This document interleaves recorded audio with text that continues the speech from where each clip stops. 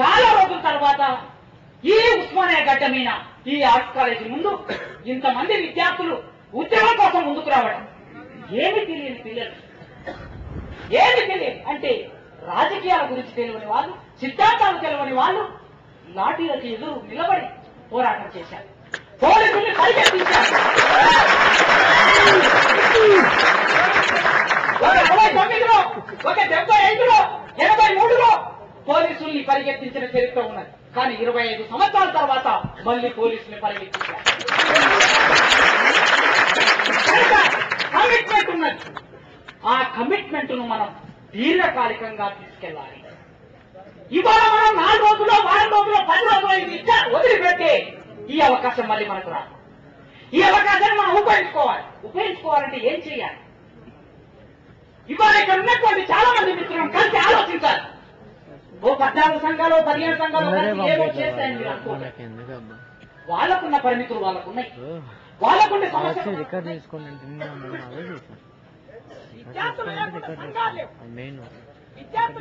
ఈ చేతులు మొక్కి ఈ సంస్కృతికి వ్యతిరేకంగా ఉద్యమాలు నిర్వహించిన ఈ ఆర్ట్స్ కాలేజ్ నెత్తుడి గడ్డ మీద, ఈ ఆర్ట్స్ కాలేజ్ గడ్డ మీద నిలబడి అట్లాంటి మాటలు మాట్లాడలేదు. కనుక మిమ్మల్ని మొత్తుకుంటున్నా, మెత్తగా మొత్తుకుంటున్నా, అడుగుతున్నా, కోరుతున్నా, మీడియా మోజులో పడిపోకండి. మీడియా మోజులో పడిపోతే ఎంత పైకి ఎత్తుతుందో అంత కిందికి పడేస్తాయి.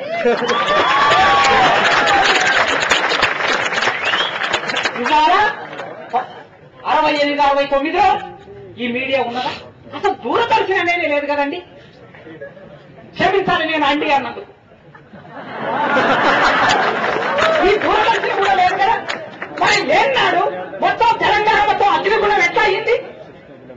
ఇవాళ మీడియా చూసి మొత్తం ఉద్యమం నడుస్తుంది అనుకుని ఒక భ్రమ కల్పించే సందర్భం ఏర్పడ్డది.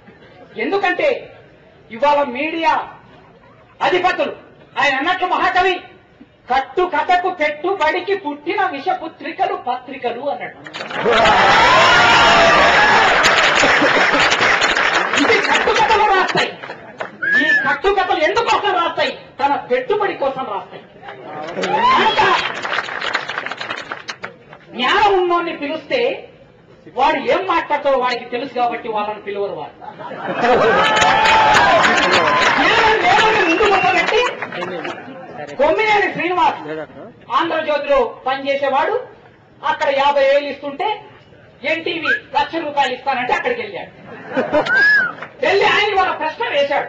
ఆ టీఆర్ఎస్ ఆయనకు జ్ఞానం లేని ఒక ఆయన దద్దమ్మను గుర్తుపెట్టి ప్రశ్న వేశాడు. ఏమనేశాడంటే, ఏంటండి మన మిత్రులు మన స్కాలర్స్ ఆంధ్ర మహిళా సభకి ఆంధ్ర తీసేసి తెలుగు మహిళా సభ పెట్టారు కదా, తెలంగాణ మహిళా సభని పెట్టారు కదా. సైకి ఇదే ప్రశ్న వేశారు. మీకు తెలంగాణ కావాలంటే తీసుకోండి అండి, ఈ ఆంధ్ర అనే పదం పట్ల మీకు వ్యతిరేకత ఎందుకండి? ఆయన మాటలు చెప్తున్నా నేను. ఆంధ్ర అనే పదం పట్ల ఏమిటి మీ వ్యతిరేకత?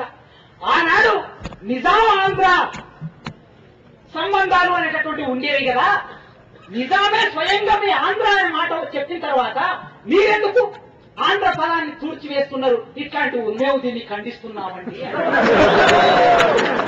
ఆ బుద్ధిలేడు, తెలియలేడు, నేను ఖండిస్తున్నామంటే దానికి సమాధానం చెప్పడం తెలియదు.